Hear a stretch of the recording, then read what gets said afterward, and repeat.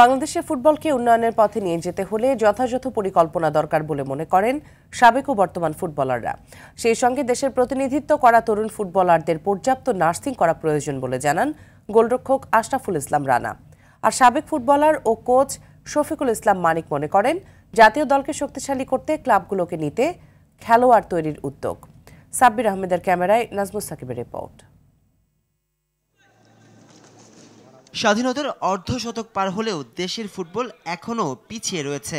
সময়ের ব্যবধানে পরিবর্তন হয়েছে কোচিং স্টাফ, পরিবর্তন এসেছে খেলোয়াড়েও, শুধু বদলায়নি দেশের ফুটবলের রূপ।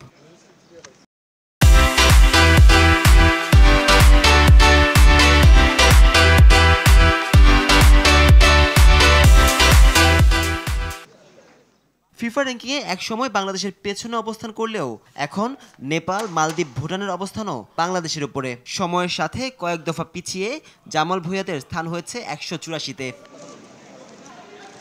দেশের ফুটবলকে এমন দুরবস্থা থেকে উন্নয়নের পথে নিয়ে আসার জন্য প্রয়োজন যথাযথ পরিকল্পনা। বাংলাদেশে অনেক ট্যালেন্ট ফুটবলার আছে, তো আমার কাছে মনে হয় প্রপার প্ল্যান দরকার, প্রপার নার্সিং দরকার। আমাদের বেছে নিতে হবে ইয়াং ট্যালেন্টেড প্লেয়ার যারা ভবিষ্যতে বাংলাদেশ ন্যাশনাল টিমকে সার্ভ দিবে, বাইরে খেলবে এক্সপেরিয়েন্সের জন্য, এবং দেশে যখন দেশের খেলা খেলবে তখন দেশকে ভালো পারফরমেন্স দিয়ে সাহায্য করবে। বাংলাদেশে অনেক প্রতিভাবান ফুটবলার রয়েছে, তাদের পূর্ণ নার্সিং করলে ভবিষ্যতে ফুটবলের বিশ্ব আসরে দেখা যেতে পারে লাল সবুজের পতাকা। এমনটাই মনে করেন গোলরক্ষক আশরাফুল ইসলাম রানা।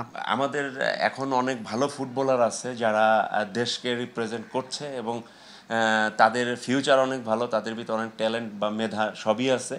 তো তারাই হয়তো বা পারবে যে আমাদের বাংলাদেশকে আরো সামনের দিকে ভালোভাবে এগিয়ে নিতে। আর সাবেক ফুটবলার ও কোচ শফিকুল ইসলাম মানিক মনে করেন জাতীয় দলকে শক্তিশালী করতে হলে ক্লাবগুলোকে এগিয়ে আসতে হবে, নিতে হবে খেলোয়াড় তৈরির উদ্যোগ। খেলোয়াড় তৈরির জন্য যেই কার্যক্রমগুলো প্রয়োজন সেগুলো কিন্তু ক্লাবগুলো করছে না, যার জন্য পাইপলাইন এবং আমাদের অন্যদিকে তাকাতে হচ্ছে ন্যাশনাল টিমের প্লেয়ারের ক্ষেত্রে। ফুটবল বোদ্ধাদের মতে শুধু প্রবাসী ফুটবলার নয়, দেশের ফুটবলকে আলোর পথে নিয়ে যেতে হলে মানসম্মত ফুটবলারের প্রতি মনোযোগী হতে হবে সংশ্লিষ্টদের।